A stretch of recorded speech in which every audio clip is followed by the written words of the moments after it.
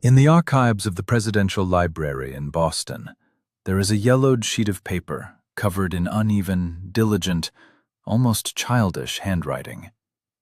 The lines are addressed to the most influential person in the United States of America at that time. The girl writes, "I did everything you asked. Do you like me?" This message is one of the last conscious traces of a person whose existence for decades would become the most guarded secret of the greatest political dynasty of the 20th century. Millions of people are accustomed to seeing the perfect facade of this family. Flawless smiles, snow-white yachts off the coast of Massachusetts, triumphant political campaigns, and an aura of absolute invincibility. But behind the tightly closed doors of luxurious mansions, a completely different chronicle unfolded. One of the sons would rise to the pinnacle of world power, but his life would be tragically cut short before the eyes of the entire planet. Another would not return from a test flight, forever remaining in the sky over Europe. A third would devote long years to an exhausting struggle to preserve the disintegrating legacy. And the eldest daughter would simply disappear from official biographies, turning into a shadow. This is not a story about a mystical curse, which the yellow press so loves to construct. Historical science does not operate with categories of corruption or evil fate. This is a strictly documented drama about what happens when absolute ambitions and the thirst for control collide with the fragility of human physiology. At the center of this storm stands Rose Elizabeth Fitzgerald Kennedy. A deeply religious woman, the daughter of a mayor, a matriarch who dedicated every second of her life to creating the perfect greenhouse for raising leaders. For many years, society would accuse her of cruelty, but archival documents reveal a much more complex and bitter truth. Rose's tragedy was not that she became the initiator of the catastrophe, but that to preserve the great political project, she delegated absolute power over her daughter's fate to her husband. And the price of this submission turned out to be so unbearable that the mother would need more than 20 years to find the strength to simply look into the eyes of her crippled child.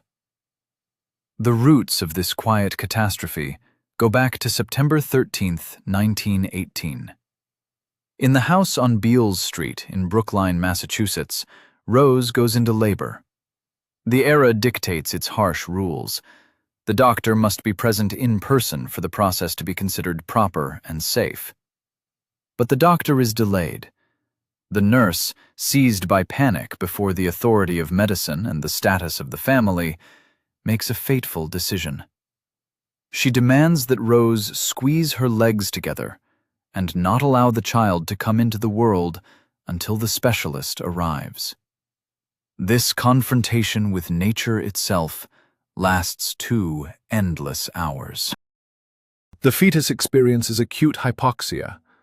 Oxygen starvation of the brain leaves an invisible but indelible mark that will forever change the trajectory of the life of the newborn girl, who received the name Rosemary.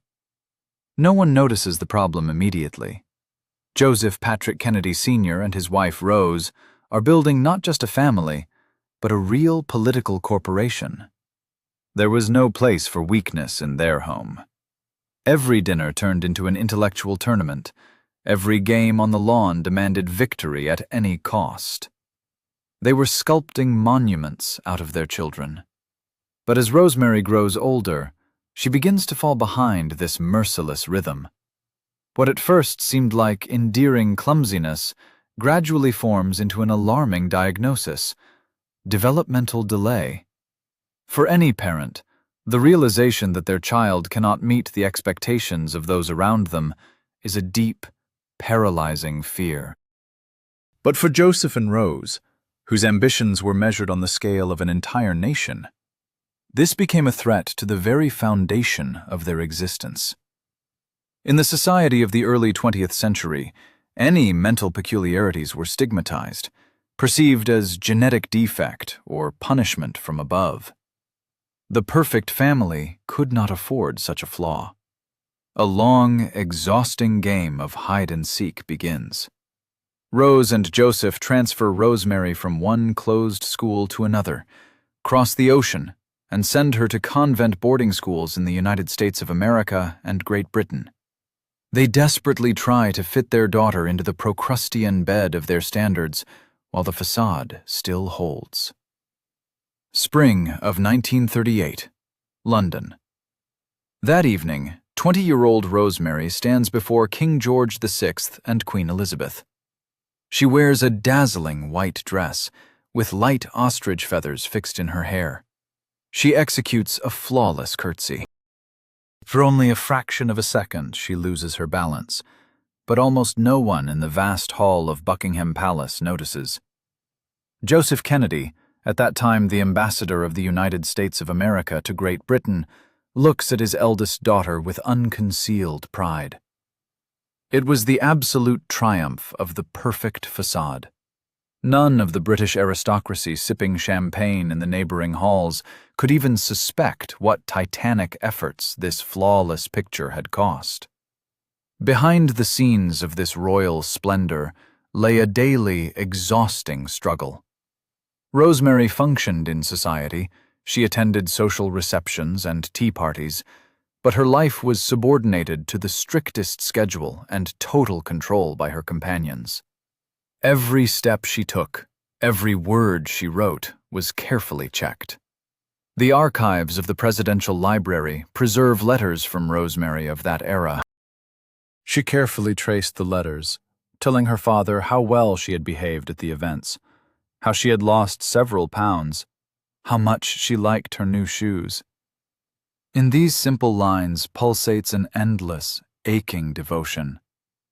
The girl, whose mind could not grasp the geopolitical shifts of pre-war Europe, tried with all her might to please the patriarch. This contrast between her naive sincerity and the icy pragmatism of the world around her creates unbearable psychological tension. The fear of disappointing one's parents is a feeling painfully familiar to millions of people around the world. But in a house where the fates of the world economy and future presidential campaigns were discussed at dinner, this fear took on truly monumental proportions.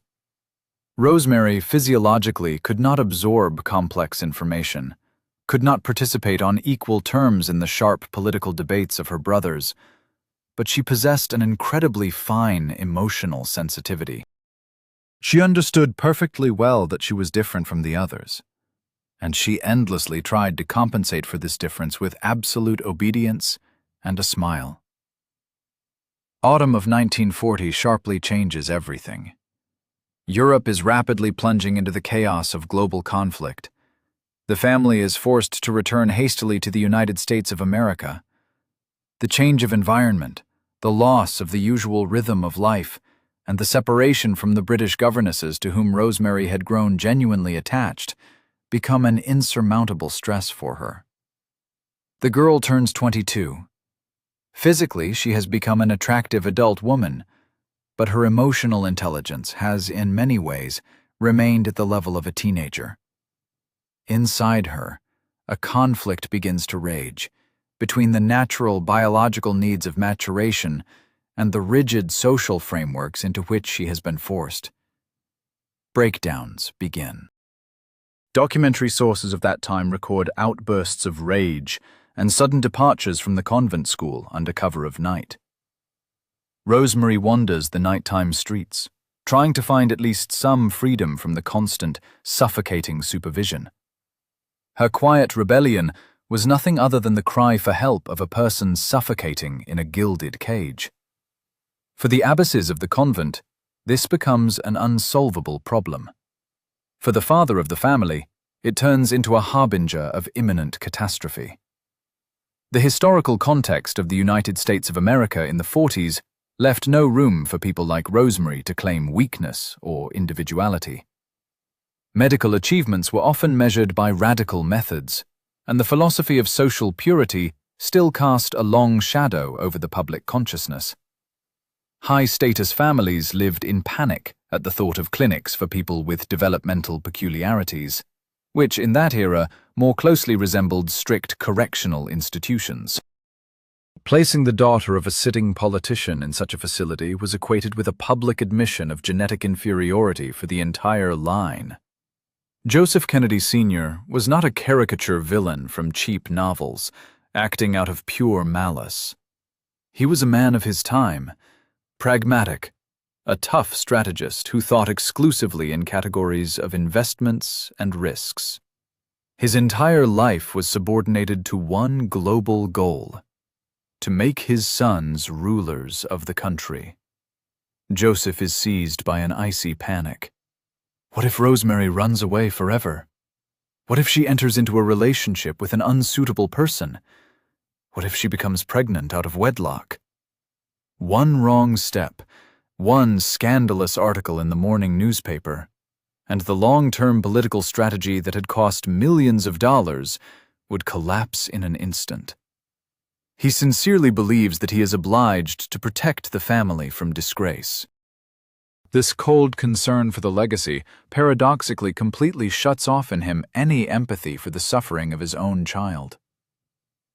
Rose Kennedy, for her part, tried to bring order to this growing chaos in the only way available to her: through a system. Biographers note a striking detail. Rose kept a strict card file on each of her 9 children. On dense cardboard rectangles, she meticulously recorded their height, weight, visits to the dentist, and colds they had suffered. She tried to mathematically calculate the formula for an ideal person. But in these cards there was no column for measuring emotional pain. The matriarch of the family hid behind rituals, behind strict observance of religious dogmas, creating the illusion of absolute control. The structure of society at that time did not provide for equality between spouses in crisis situations. Rose stepped back, delegating the solution of the problem to her husband. When new alarming reports began arriving from the school, Joseph perceived them not as a personal tragedy for his daughter, but as a breach in the hull of his unsinkable ship. At this very time, a new procedure is beginning to gain popularity in medical circles, which glossy magazines boldly call a miracle of surgery. No one yet realizes its true consequences. The patriarch begins secret consultations, preparing to press the button that was meant to turn off the alarm signal in his perfect home. Autumn of 1941 brings to the United States of America a sense of an approaching global catastrophe. Only weeks remain until the attack on Pearl Harbor, and society lives in a state of maximum tension. Joseph Kennedy Sr., accustomed to controlling reality through connections, capital, and iron will, faces his own deeply personal crisis. The behavior of 23-year-old Rosemary is slipping out of her companion's control. For the patriarch, whose empire is built on absolute order and an impeccable reputation, this is unbearable. He looks for a solution, and finds it in the medical journals of the time, which describe the latest scientific achievement with enthusiasm. Today, the word lobotomy evokes a chilling horror, but in the middle of the 20th century, academic science viewed the procedure quite differently. Doctors genuinely believed they had found a universal surgical key to healing mental ailments. Newspapers called the procedure a miracle, capable of returning troubled patients to a normal, calm life. Neurosurgeons Walter Freeman and James Watts actively promoted their method, promising relief from outbursts of anger and anxiety. For Joseph, a man who thought in terms of efficiency and quick solutions, it sounded like salvation. He was convinced that advanced American medicine could fix any flaw, like a broken part in an expensive car. The decision is made in the absolute silence of offices. Historical documents and the consensus of leading biographers relentlessly testify. Rose Kennedy did not know the nature of the procedure being prepared. The patriarchal structure of this family operated so that key strategic steps did not require discussion with the wife. Rose had delegated to her husband authority over the complex aspects of life, preferring to remain within her role as guardian of religious traditions and organizer of the social facade. She trusted his authority, and this blind trust would soon turn into decades of mute, unspoken guilt for her. Joseph signs the papers alone. In the first week of November 1941, Rosemary is secretly brought to George Washington University Hospital in the District of Columbia. This is a routine morning for the doctors, and the most fateful day in the history of the famous dynasty.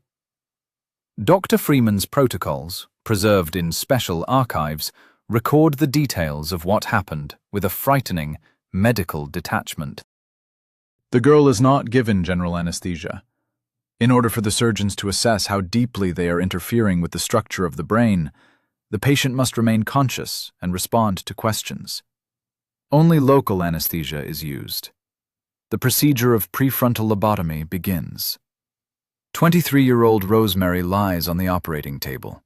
The doctors ask her to read poems, tell stories from her life, and count backward.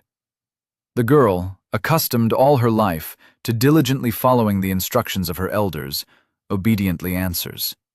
At some point, she is asked to sing, and within the walls of the operating room sounds the song, "God Bless America."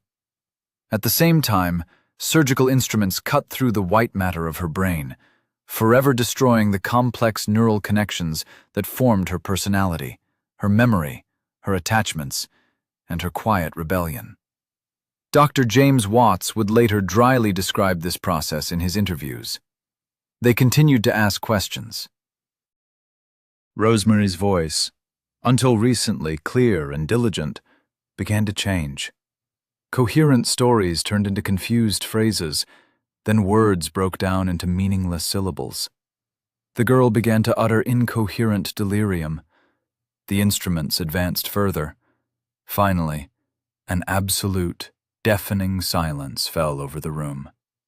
Rosemary fell silent forever. Only then did the doctors stop the intervention. What happened next was not just a medical failure, but a complete collapse of Joseph Kennedy's entire pragmatic philosophy. He expected to get a calm, convenient daughter who could be quietly integrated into home life without the risk of scandals. Instead, he got a person with irreversible damage. The operation reduced the intelligence of an adult, physically developed woman to the level of a 2-year-old child. Rosemary lost the ability to speak coherently. She could no longer move independently without assistance. She lost control over the basic functions of her own body. The catastrophe was total. The tragedy lay in the fact that modern science, which the ambitious father had trusted so recklessly, did not heal his child, but completely erased her essence. The girl who only 3 years earlier had curtsied before the King of Great Britain ceased to exist. On the hospital bed lay a completely different person, in need of round-the-clock, heavy care for the rest of her days. The realization of this fact crashed down on Joseph with all its unbearable weight. The facade of the perfect family had cracked in a way that could not be hidden by any money or any political influence.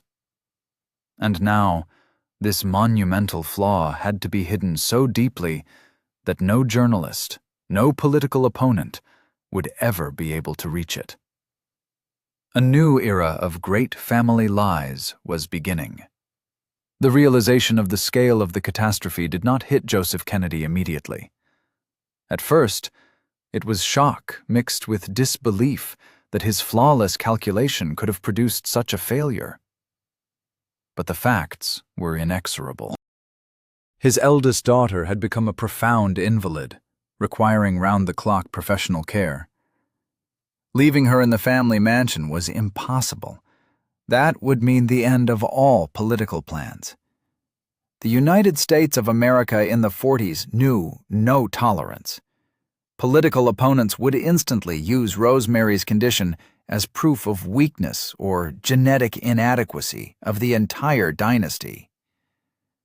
The patriarch makes a decision dictated by the same icy logic of preserving the legacy: to erase his daughter from the official history.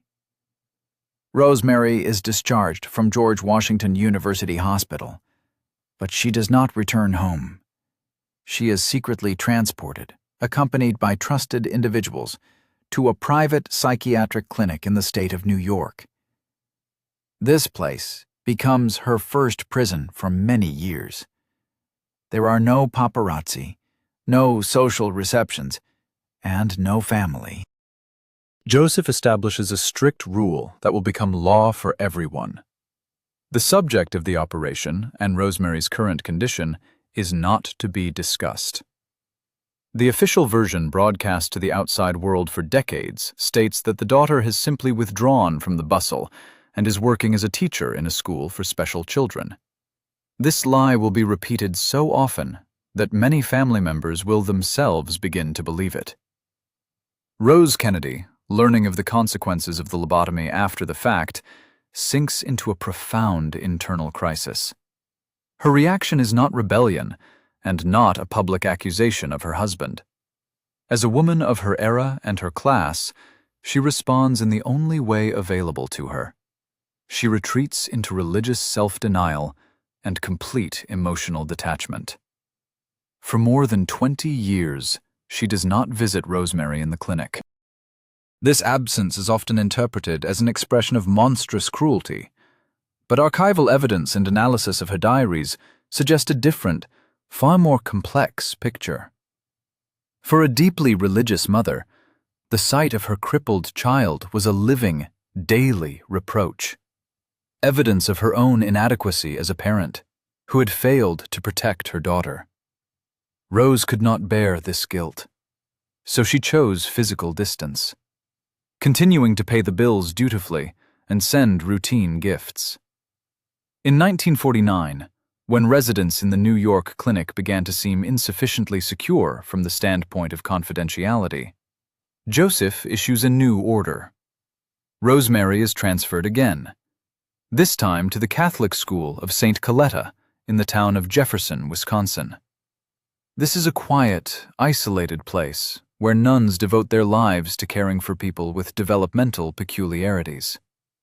For Rosemary, a separate, comfortable cottage is built on the school grounds. Personal attendants are assigned to her, and she is provided with the best medical care that money can buy. But none of this can replace the main thing. She is completely erased from the life of the family. At this time, beyond the walls of the cottage in Wisconsin, the great political epic of the Kennedys unfolds. The eldest son, Joseph Jr., on whom the main hopes had been placed, is tragically killed while carrying out a combat mission in the sky over Europe. This blow nearly breaks the patriarch, but he immediately transfers all his ambitions to his second son, John. The triumphant, carefully staged ascent to the pinnacle of power begins. John Fitzgerald Kennedy becomes a congressman, then a senator. The world watches with delight the young, beautiful, energetic family. Their photographs never leave the covers of glossy magazines. They are the embodiment of the American dream, a symbol of renewal and strength. And against the backdrop of this dazzling success, the silence surrounding Rosemary only grows denser. When journalists ask questions about the eldest sister during the presidential campaign, the press service issues a pre-prepared, evasive answer. She is mentally retarded from birth and prefers a secluded life. Not a word about the operation. Not a word about the surgical intervention that destroyed her brain. The facade must remain perfect at any cost. The younger brothers and sisters remain unaware for a long time of the true causes of Rosemary's condition. For them, she is a distant, ailing relative about whom it is not customary to speak at dinner. Only years later, when the lie becomes too heavy, do some of them begin to ask uncomfortable questions. But for now, In the era of the 50s and early 60s, the political steamroller moves forward, crushing any obstacles. The contrast between the two worlds is deafening. In Washington, John Kennedy delivers historic speeches, shaping the future of the nation. And in Jefferson, Rosemary is learning all over again to take the simplest steps, leaning on the hands of the nuns. She does not understand that her brother has become President of the United States of America. She does not remember dancing at a ball in London. Her entire life has narrowed to the size of a small room, the schedule of walks, and rare moments of awareness when she struggles to pronounce simple words. This quiet tragedy, hidden from outside eyes, becomes the dark underside of the loudest success of the century. The price of triumph was paid not only in dollars from the family fund, but also with the fate of a person who was simply crossed off the list of the living to preserve the perfect picture. The beginning of the 60s becomes for the family a period of incredible political triumphs, and at the same time, a time when reality begins to mercilessly destroy the artificially created facade. John Fitzgerald Kennedy assumes the office of President of the United States of America. It seems that the plan of Joseph Sr., for which such colossal sacrifices were made, has finally been fully realized. The family's influence reaches its historic peak. But it is at this very moment that retribution arrives, which has nothing to do with political struggle. On December 19, 1961, Joseph Kennedy Sr., the architect of the great dynasty, and the man who single-handedly decided Rosemary's fate, suffers a massive stroke. This event changes everything. Yesterday's all-powerful patriarch, who controlled every step of his children and manipulated public opinion, loses control over his own body. The stroke paralyzes the right side of his body and, most strikingly, deprives him of the ability to speak. The man whose orders and decisions determined people's fates is left locked in silence. There is a bitter, almost frightening parallel with what happened to his daughter 20 years earlier. Until his death in 1969, he will never again utter a single coherent word. He never once visits Rosemary at the St. Coletta School. With the loss of Joseph's capacity, the rigid structure that had kept the family under tension begins to weaken. Power slowly passes to Rose. Only now, 2 decades after the catastrophic operation, does she decide to break the physical distance between herself and her eldest daughter. In 1962, Rose Kennedy travels to Wisconsin for the first time. This visit is one of the most dramatic and least documented episodes in the family's history. Documentary evidence about it is sparse, but it conveys an incredible psychological tension. The mother who for 20 years had hidden behind religious rituals and social duties finally comes face to face with the consequences of that fateful decision. Rosemary, whose cognitive abilities had been destroyed, reacts to Rose's appearance with unexpected sharpness. Sources mention that she showed strong agitation, bordering on panic or aggression, when she realized who stood before her. Decades of isolation had not erased from her damaged memory the faint sense of betrayal and abandonment. For Rose, this moment becomes a terrifying confrontation with the reality she had so long refused to acknowledge. Meanwhile, the family's public story continues to unfold according to the laws of ancient tragedy. The world follows the brilliant life of the political elite, unaware of the hidden dramas. Then come November 1963 and June 1968. 2 brothers, at the height of their influence, lose their lives in events that shake the entire world. These losses permanently alter the perception of the family name in the public consciousness. The image of the perfect, invulnerable family finally collapses. In its place arises an aura of martyrdom and suffering. But against the backdrop of these global upheavals, something important and bright begins to take shape. The younger generation of the family, having broken free from their grandfather's iron control, start asking questions about their aunt's fate. Eunice Kennedy Shriver, Rosemary's younger sister, finds the strength not merely to acknowledge the problem, but to transform the family's guilt into a global movement. Deeply shaken by her sister's fate, she begins to dismantle the wall of silence her father had so carefully built. Eunice refuses to accept that people with mental disabilities must be hidden from society. In the early 60s, she initiates the creation of a special camp on the grounds of her estate, inviting children with developmental delays. This is an unprecedented step for a family of that stature. What Joseph regarded as a disgrace, Eunice turns into an act of openness and empathy. Her initiative rapidly gains momentum and ultimately grows into the creation of the Special Olympics, a global organization that will change the lives of millions of people around the world. Eunice's actions are not merely charity. They represent a complex, multifaceted process of atonement. She fights for those who found themselves in the same situation as her sister. Through public recognition and support, she tries to restore to Rosemary the dignity that was taken from her in the operating room of George Washington University Hospital.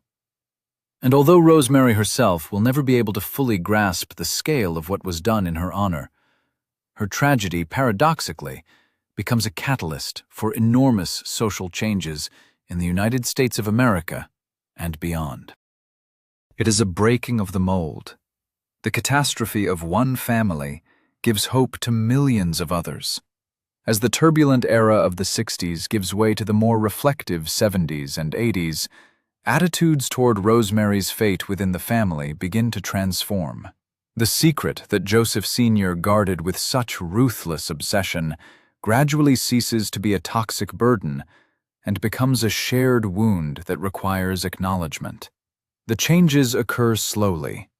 Eunice Kennedy Shriver has already set in motion the Special Olympics, but the truth about what exactly happened to her eldest sister remains behind tightly closed doors. The official version of congenital mental retardation continues to be broadcast in biographies and interviews. Only in the late 80s, when society becomes more open and the psychiatric methods of the mid-century undergo harsh re-evaluation, does the truth about the lobotomy begin to seep into the public sphere. This process of dismantling the myth is painful for the family, but it brings the long-awaited release from years of lies. The new generation, Rosemary's nephews and nieces, begin visiting her at the St. Coletta School. They did not live through the times when the perfect facade mattered more than a human life. For them, Aunt Rosie is not a political risk, but a family member deserving of attention and care. The visits become regular. Rosemary, whose intellectual abilities remained at the level of a small child, retained the capacity to take joy in simple things. Her nephews bring her gifts, walk with her across the well-kept school grounds, and organize small celebrations in her cottage. In these moments, the distance between the world of big politics and the quiet life in Wisconsin narrows. The family seems to be trying to give her back the crumbs of attention of which she had been deprived for decades. Rose Kennedy, having outlived her husband and many of her children, spends her final years at the estate in Hyannisport. Her life, once filled with constant movement and strategic planning, slows down. In her late-period diaries, to which biographers gained access, researchers find complex, contradictory entries. She reflects on the will of God and the weight of the trials that befell her family. There is no direct evidence that she fully recognized her share of responsibility for Rosemary's tragedy, but the melancholy and constant appeals to faith point to a deep inner conflict. Rose dies in January 1995 at the age of 105. She outlived almost her entire era, witnessing the triumphs and the destructions of the empire she had helped build so meticulously. And Rosemary continues to live in her quiet haven. The cottage in Jefferson becomes her only true home. The nuns who care for her become her chief protectors. They do not see her as a symbol of shattered hopes or a medical mistake. For them, she is simply a person in need of daily, patient care. Here, too, lies an important paradox of the story. The institution to which her father sent her for the sake of isolation ultimately gave her the calm and unconditional care she had never known in her own home. By the early 2000s, Rosemary crosses the 80-year threshold. Her health begins to fade, as expected. She goes out for walks less and less, but the family continues to maintain contact with her. By this time, the subject of her lobotomy has already become the property of historians and biographers. Books based on the archives, such as the studies by Kate Clifford Larson, reconstruct the chronology of events with documentary precision, dismantling the last remnants of the myth of the curse. Society learns that the surgical intervention was not an act of maternal cruelty, but the result of a single, authoritarian decision by the father, blinded by ambition. This story has no unambiguous winners or losers. There is only a deep awareness of how destructive the pursuit of perfection at any cost can be. Rosemary's life is not merely a tragic accident against the backdrop of the dynasty's greatness. It is the price the family paid for its ticket into history. And this price turned out to be measurable not in political points or millions of dollars, but in a lost human soul that once wrote to her father, "I did everything you asked." Rosemary's final years pass in silence. At her side remain those who accepted her as she became after the fateful November day of 1941. The world outside the window changes rapidly. New presidents come and go, yet in the room in Wisconsin, time has stopped. And this silence becomes the final chord in one of the most complex and bitter stories of the 20th century. On January 7, 2005, in a hospital in Fort Atkinson, Wisconsin, Rosemary Kennedy's heart stops. She was 86 years old. She leaves life quietly, of natural causes, surrounded by nephews and nieces who by that time had become her most reliable link to the outside world. There is no loud drama in her passing, no political speeches, and no national flags lowered in national mourning. Only the silence of the hospital room and the awareness that one of the longest and most complex lives in the history of American aristocracy had ended.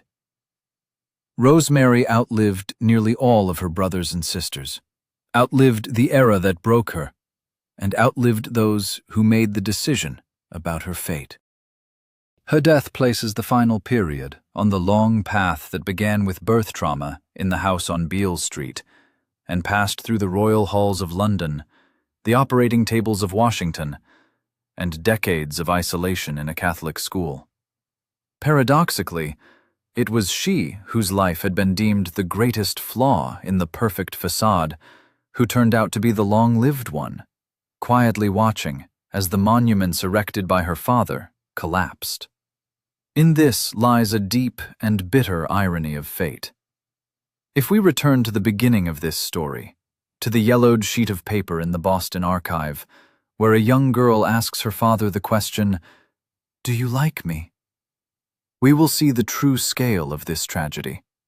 This is not a story about medical mistakes of the 40s or about how psychiatry of the past functioned. This is a fundamental tale about the limits of human ambition and about the nature of unconditional love that was sacrificed to social status. Joseph Kennedy Sr.